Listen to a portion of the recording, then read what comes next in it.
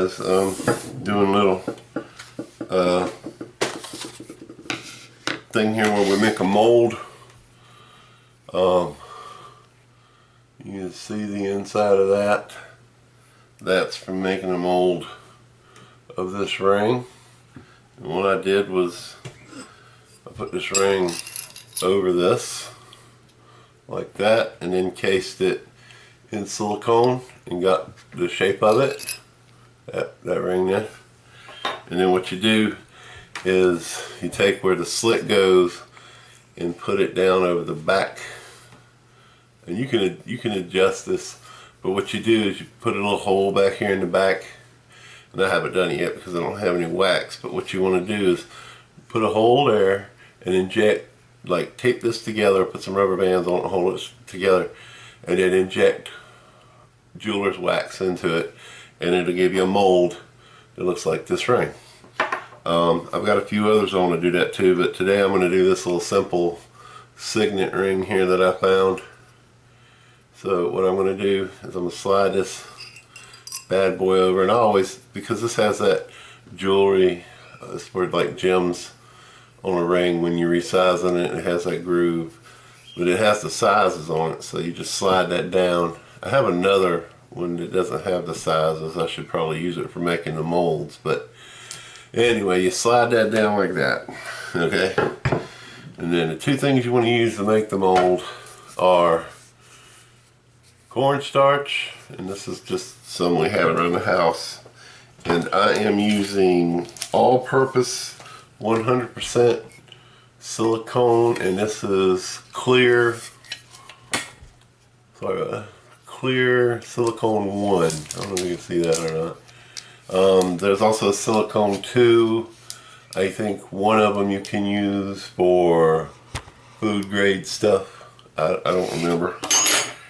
But this is an old bowl. It's got a hole in the bottom of the crack. Go for Dollar Tree, 3 for $1.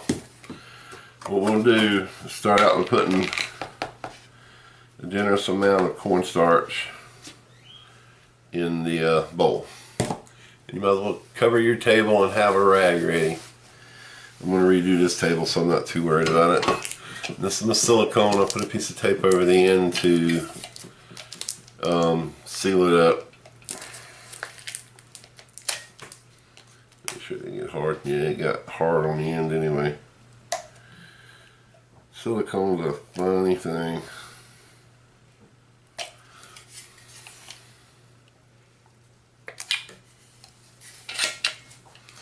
Let me unclog this, I'll be right back.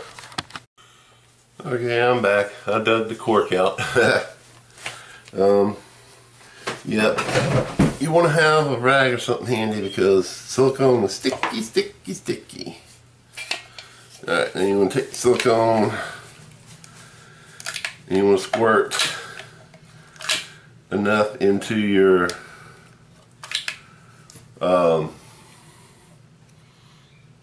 cornstarch to make about the mold size that you want to have.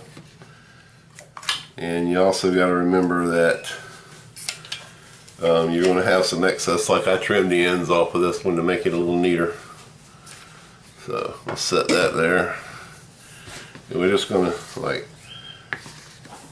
cover this in cornstarch to start with. And you want to keep doing this until the silicone isn't quite sticky. You can use your hands, put on gloves, whatever. Whew. Do this outside because I'm inside and this smell will kill you. Well, it won't really kill you, but it stinks. Alright, it's probably going to stick to my hands, but I'm going to put it in my hands here.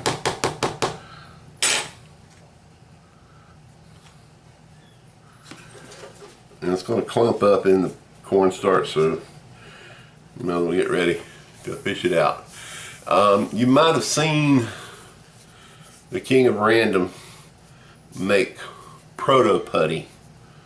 He adds a little color into his, and I've done that and used it to make a seal on a vacuum chamber. And this will get more viscous, thicker as you do it. So you want to keep adding cornstarch, and it will dry fairly fast once you put the cornstarch in it. I don't know if it makes it an activator or what. This is a smaller ring, so I hope I don't need as much.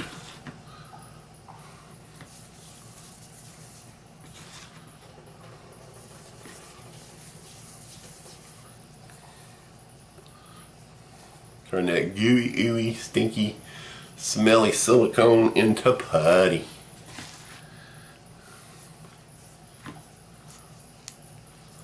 Fun stuff. That's probably good enough right there. Throw that little bit in there that fell off the spoon.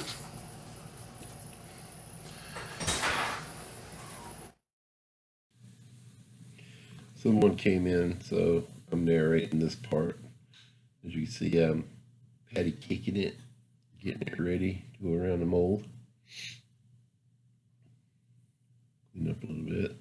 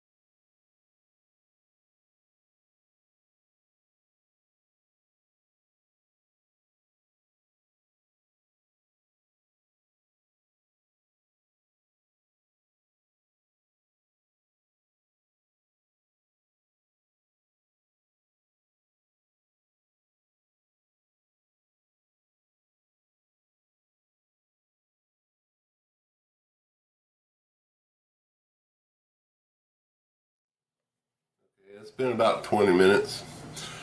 Sorry about earlier, somebody came in and was making a lot of noise, so I turned off the volume. You're going to take a razor now. If the ring you have in here, you don't want to mess it up. You got to be careful with this. So it's like, you want to just like split this over the top. Like I said, this dries pretty quick, and it'll even cure a little bit more after you're done.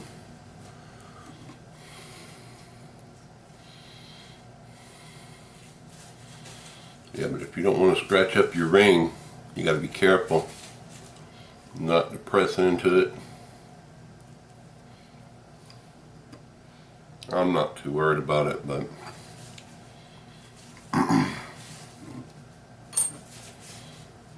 let's see how far down we are. Wow, I thought we were further down than that.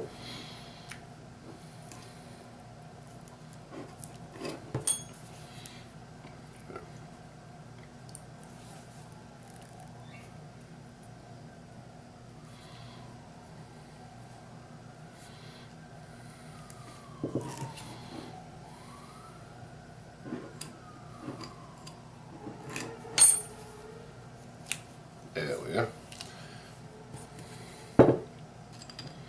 It's still a little doughy, but there's the ring, and I didn't scratch it. Not that it was that good to begin with.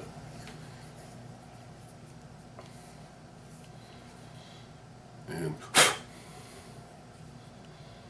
you can't see much, but there's the pattern of the ring. So you take the ring off, slide the mold back on there like that. And like I said, put a rubber band around it. What you want to do is you're going to drill a hole in here, make a little bit bigger hole where you can squirt your wax in. And what I've got is one of those seasoning syringes, you know, like you get from I got mine from the Dollar Tree.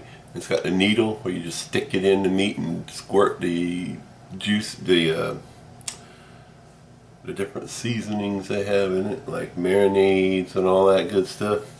Some people squirt, you know, Italian dressing, 7C's Italian dressing, all that good stuff into the meat so that it gets the flavor. Well, that's what I got, and I'll just like make a little pinhole right here. I'll wrap, maybe put zip ties around this to hold it together, and inject that hot wax into the mold.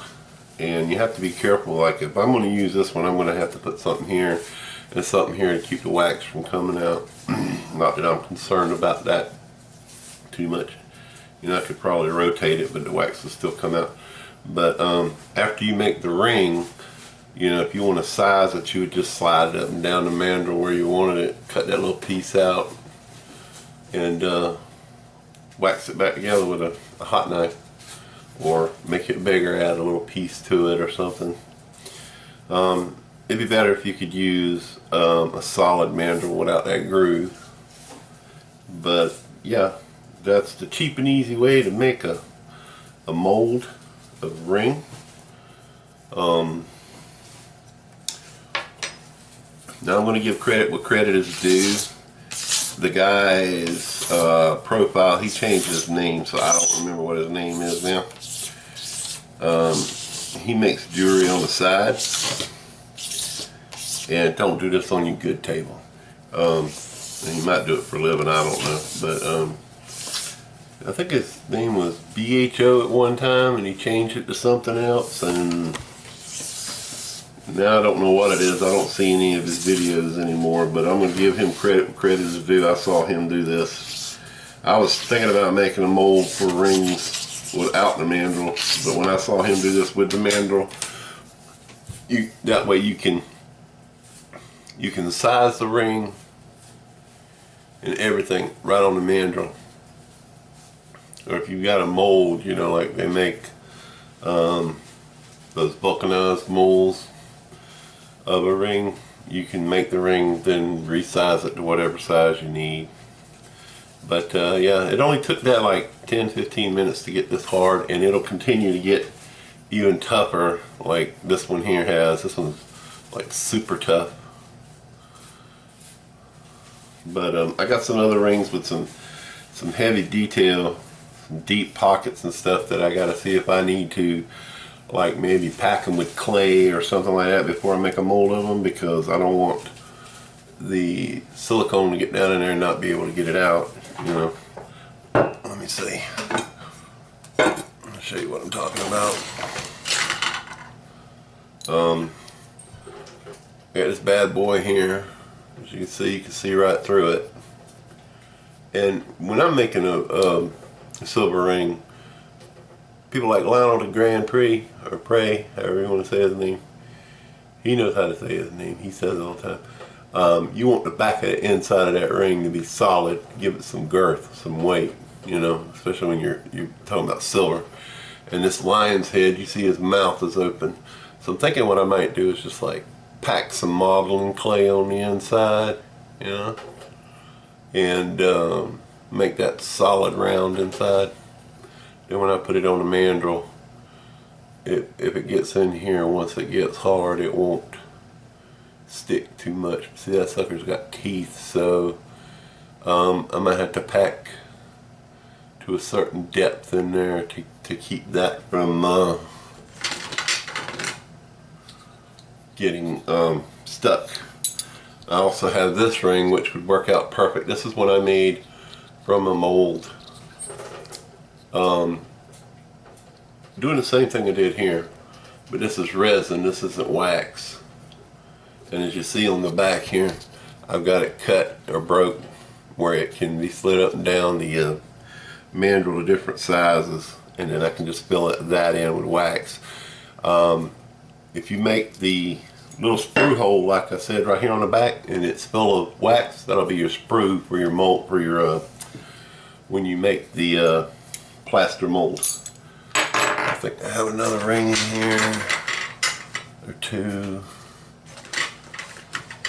Yeah, two of them. Y'all might remember that one. I made a couple of them. Captain Jerk. He has one or two of them. I sent one to Lionel. I think Lionel sent it to Captain Jerk. That's silver. See the back of it, how it's filled in? That's what I'm talking about. That one I didn't use this method. This was a wax mold I got from offline, and I just packed it full of wax before I made it. This one would be a nightmare, as you can see. Plus somebody broke one of the horns off. I left it laying on the table. I guess somebody was messing with it and broke one of the horns off.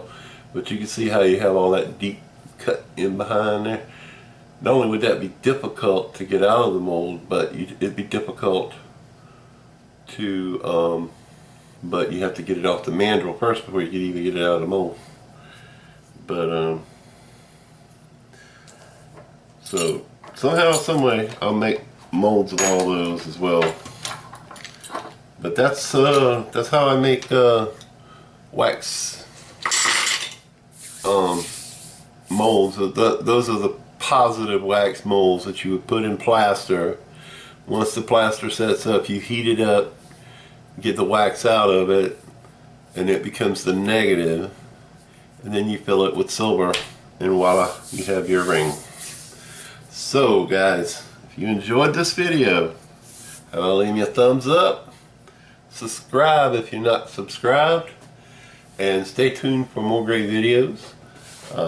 And make sure to check out my other videos on YouTube. I have 377 other videos, and I think a few of them are private, so over 300 videos you can watch.